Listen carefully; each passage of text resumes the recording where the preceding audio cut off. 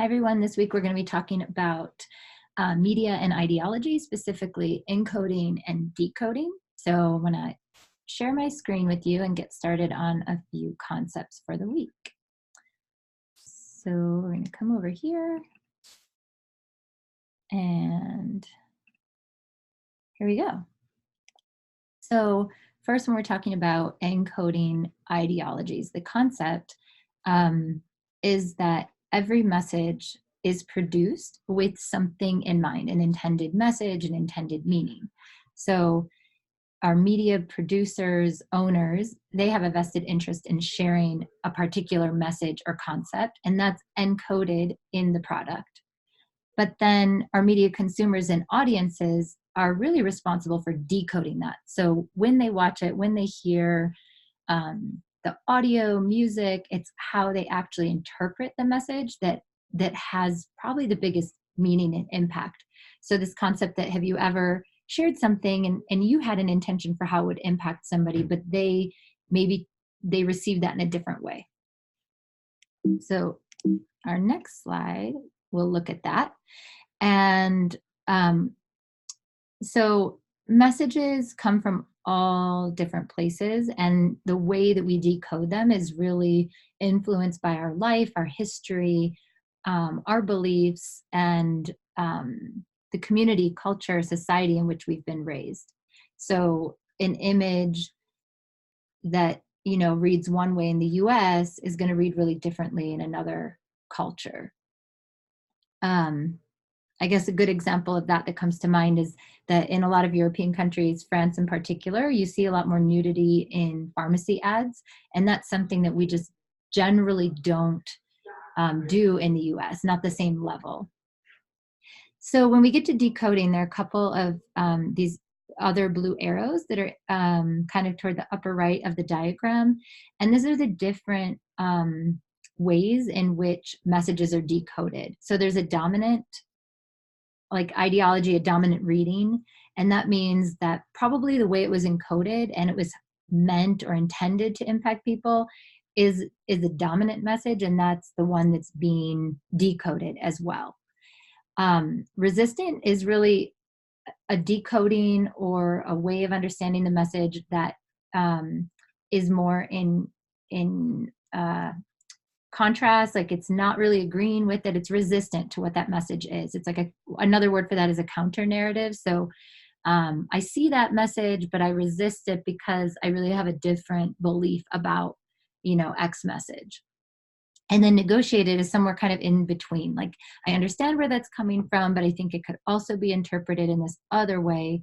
And so it's not really settled with it. It's not totally resisting the narrative, but it is sort of finding the gray or understanding that dominant narrative may be more complicated. So encoding ideologies, I talked a little bit about this, but where do we start encoding ideologies, and where does ideology come from? So it's not just written, it's not overt, it's usually very subliminal, it's sort of embedded, kind of baked into the message, things that it generally shows up in things that we take for granted. So, the way that we're thinking about gender when we create a message, did we think about it? Or did we just kind of grab whatever came to mind and create an image and create a picture and not really deconstruct how that might impact different audiences? Same with sexuality. Is this coming from a heteronormative point of view? That would be the dominant point of view.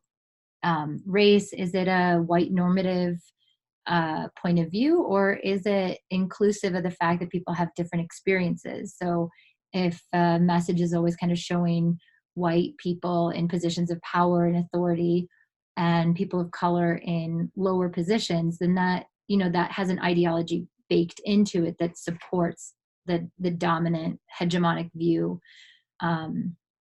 unfortunately, in a lot of our country. In the US, for those of you who are not in the US, that might look different in your home communities about how race plays into messages and encoding messages.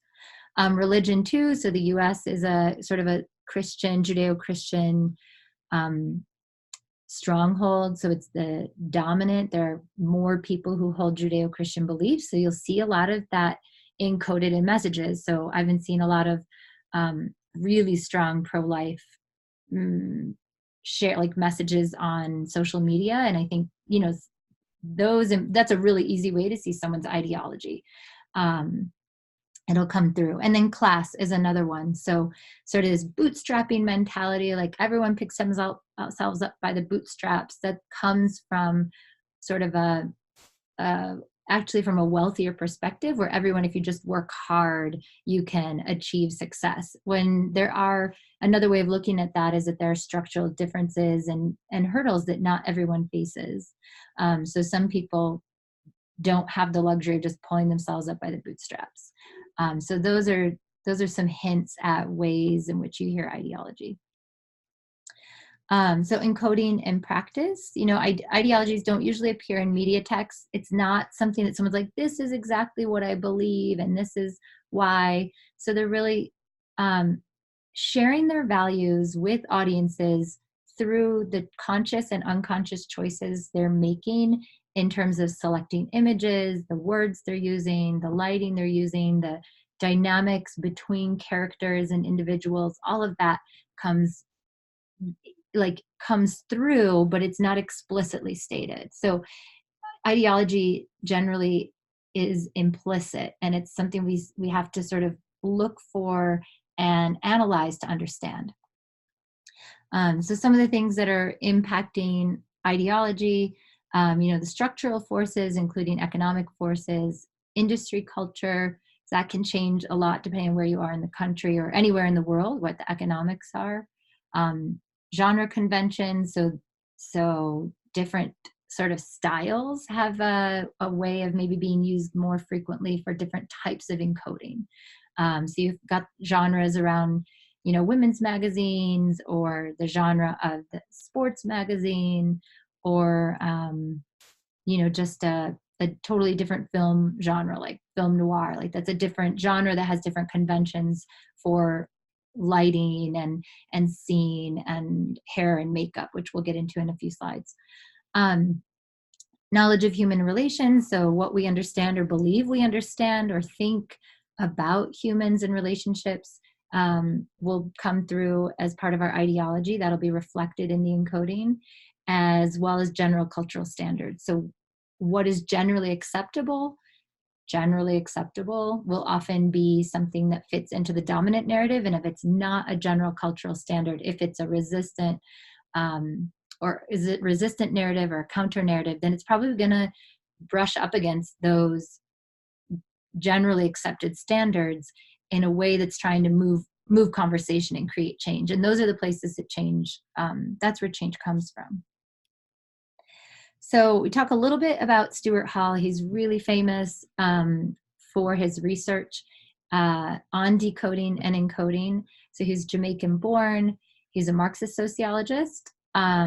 He's sort of the founder or father of British cultural studies. And he wrote a lot about hegemony and the hegemony of culture and messaging. He did a lot of research on decoding and encoding. And in my own work, I used his research in addition to Iyengar, not the yoga Iyengar, cultural and media studies Iyengar, on framing, frame studies, and frame theory. So if you've ever heard the term like, oh, how was that framed? That sort of nomenclature comes out of theories, frame study theory and decoding, encoding, and the British cultural studies community. So Stuart Hall's culture of hegemony, there's a lot of text on this slide. I'm going to try to move my window for you. But, media are involved in the politics of signification, in which the media produce images of the world that give events particular meanings. So whatever we're not seeing firsthand has been encoded for us, and then we decode. We're not there in real life experiencing it. So media images do not simply reflect the world, they re-represent it. So instead of reproducing the reality of the world out there, the media engage in practices that define reality. So if you've never been to see war or famine, but you've experienced it secondhand, third hand through some narrative, through any type of media, that has been shaped, framed, and re-represented for you.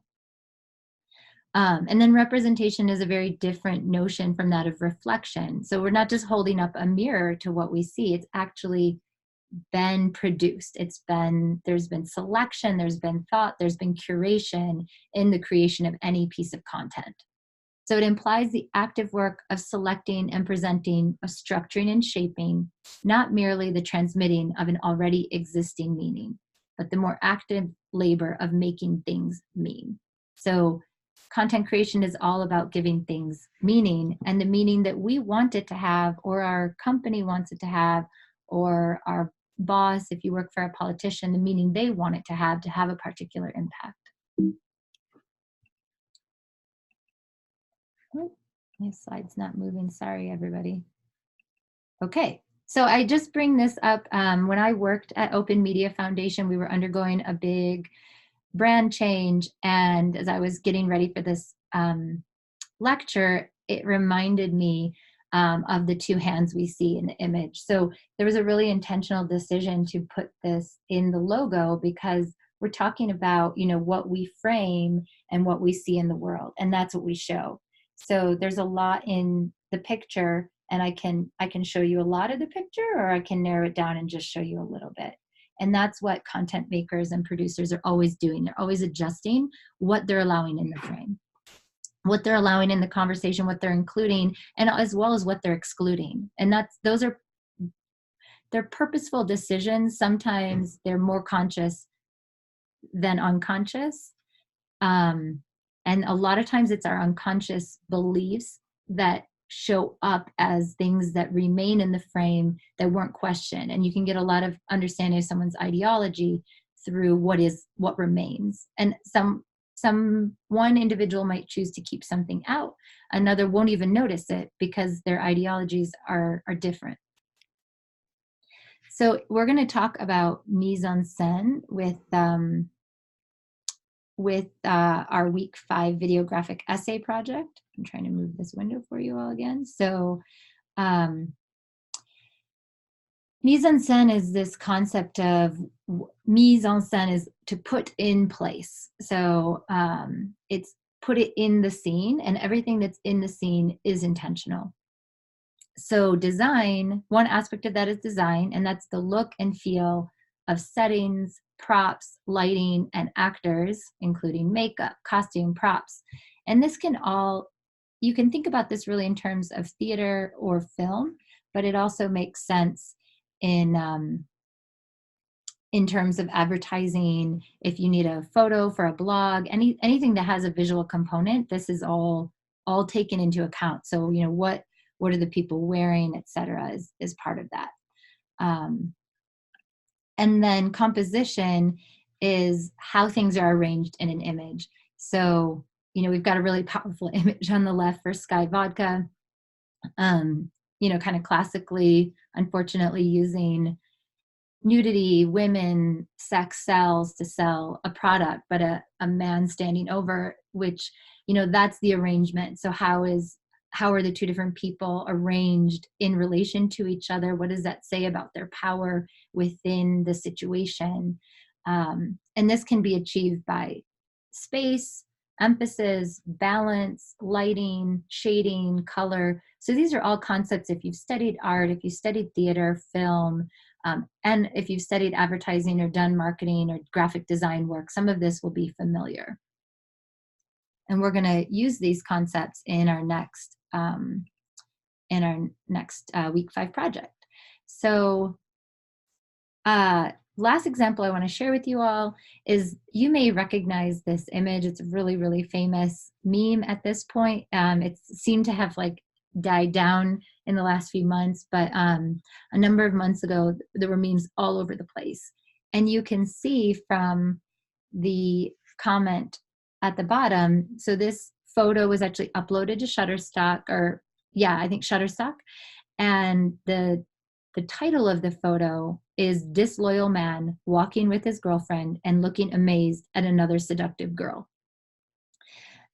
It went on to be used for all sorts of other meanings. So people were having fun, using this on the left to talk about, punctuation, what punctuation is in and what punctuation is out. And on the right, you see, avocado toast is in, and sort of a stable career and property ownership are out in the eyes of millennials. Um, while the verbal language, the written language may be sort of funny in this interesting concept of saying what's in and what's out, the authors and the content creators relied on an image that has a very strong message about gender, power. The woman on the right in the bluish tank top is being disrespected by the man she seems to be with, and the author or the photographer of the photo, the owner of the photo, agrees that that's the message he's conveying very clearly. So without the title of the photo, if you take away the white content boxes, that message still comes through. And that wraps up our slides. So hopefully you got a little bit of new information about encoding and decoding, and starting to see that you're actually doing this, using it all the time. You're always seeing messages, creating messages. Even if you're just creating them for your social media account, you are encoding and decoding on a daily basis. And from your media logs, I know you're all doing that. So you can think about it in that regard too. So good luck the rest of this week, and let me know if you have any questions, and I hope this was a help.